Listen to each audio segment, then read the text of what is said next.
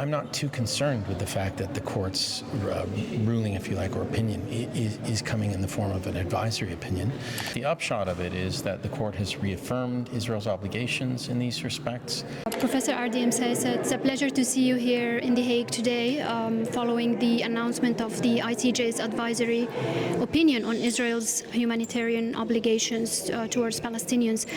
Can I get your quick reaction, please, on the significance of this advisory opinion and why it matters, and like what key takeaways you have from the opinion?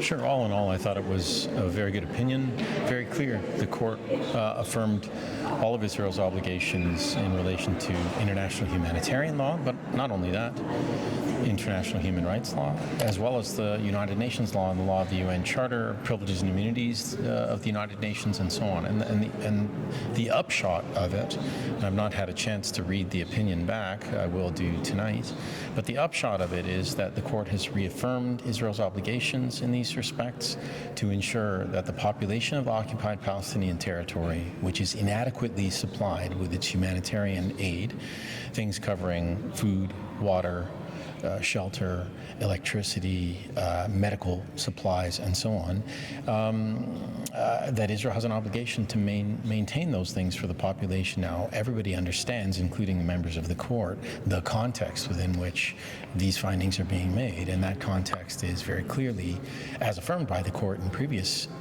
rulings in other cases, that Israel is the proximate cause, the reason why the population is inadequately supplied. So, to my mind, having clarity from the court on these points only helps add to the wave of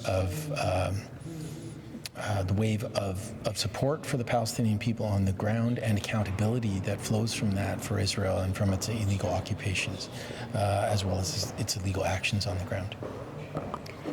And what would you say to those who argue that advisory opinions are not binding in nature under international law, and those who are skeptical in general about rulings by the ICJ or international law and its effectiveness with respect to stopping the genocide in Gaza and the international law violations by Israel?